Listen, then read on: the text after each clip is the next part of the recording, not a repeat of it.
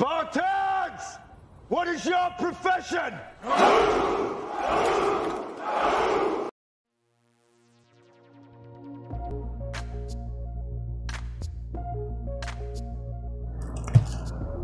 Okay, so this is the prep before the glove mold that we're going to do on this piece.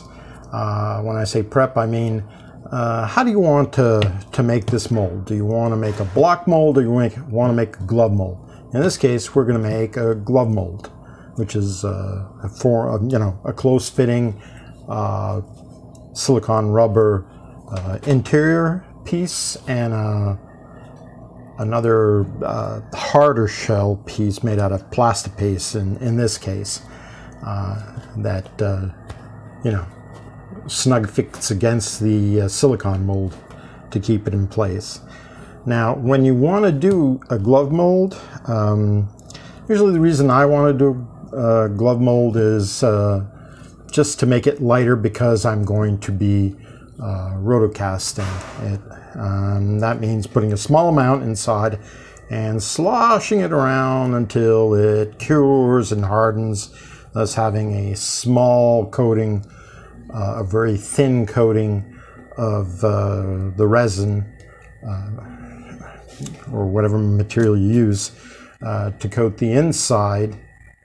And the way to do that properly, I think, is well, you want a lip. You want a lip around the edge of the open area where you're going to pour in the material. Why a lip? A thick lip. You see, I want the material to come right up to this flat surface here, create a flat surface all the way around.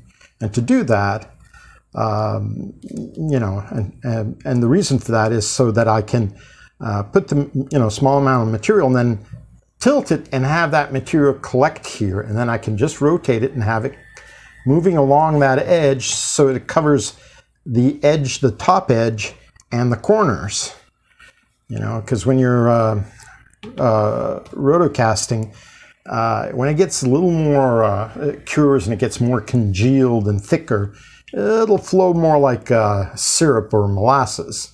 And you want that to just, you won't be doing this anymore. You'll just be doing this because it'll be running down. And you want to do that because you want to reinforce the sides. The face will get coated as, the stuff will run back and forth. And you'll see that when I'm doing it. But the reason why you do it that way is so that when I mean do it that way, you want that lip there all the way around. So you're going to bring the silicone up to here. Now this is what I like to call the foot.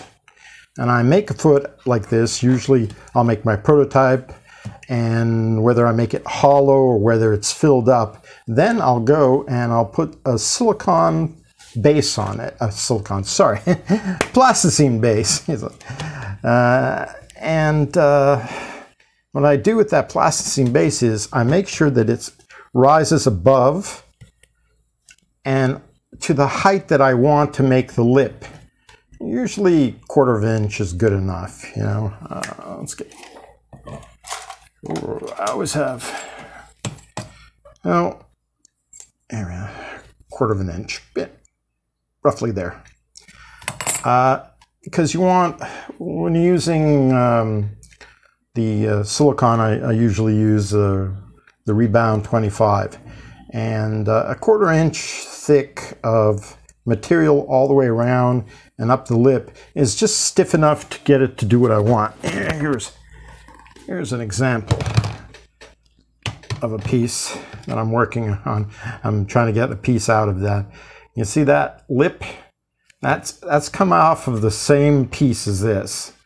That rubber lip is what forms here. And so when I'm rotocasting it, that lip is my barrier that allows it to pool in here and, touch the inside top half, this part here, giving me that lip I need. And I want, to make the piece more firm and to close it off at the bottom so that I can seal it afterwards.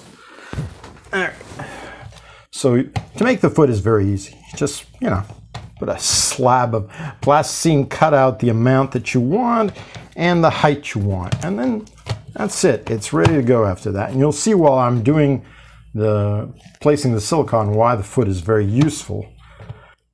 And that's it. That's the only prep I really do for the mold. When you're making a glove mold, you don't really need walls and, you know, a base or anything like that. It's just you're going to slather stuff on. If it drips, it drips.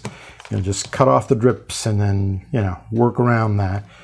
The one thing about the glove mold is it takes time, but it's a little more economic on material you use, and it's how can I say, there's less planning involved in it before you actually pour the silicone. Because if you're doing a block mold, if I were going to do this as a block mold, I probably would keep the foot, because I still want it to be a rotocast. But the problem is I might touch it up before I pour the silicone with the material before I pour. And I might do a gel coat where I just hit everywhere with it. But there's no guarantee that it won't collect bubbles under. You know, you can do certain tricks like tilt it and pour it in and then have it collect and drain out, you know, drain upwards here so that the bubbles are chased out and squeezed out here. That's the one easiest trick. But, you know, in the end, the real reason not to do it is that this is a block mold of the same kind of piece. It is enormous. And the funny thing is, depending on the silicone you use, it's a little bit flexy. And so when you're rotating around, you know, you can wobble. If it's not perfectly flat, it'll stretch. So you really want to get that, you know, you want to reinforce it. When I did in the old days, because this is one of the earliest ones, I made a plaster base for it, and I had to plunk that sucker in, and wow, yeah, that's real firm. That's great, but weighs a ton. You know, compared to this guy, it doesn't weigh as much. And if I'm going to sit and rotate this for about 10 to 15 minutes, or this, I'm choosing this.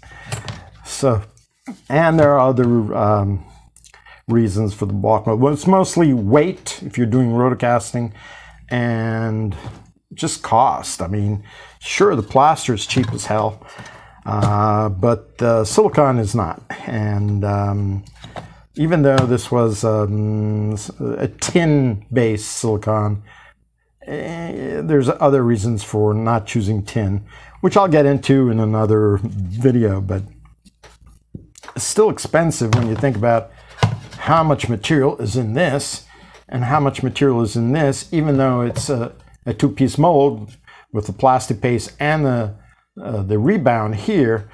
You might find it strange that this actually might come out to be a little more expensive. We're going to do cost analysis and weigh everything out, you know, later in another video. Right now, that's not what we're doing. Ooh, put it in the wrong way.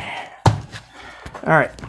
But really, what I wanted to cover was this guy and how to make a foot to prepare for your glove mold.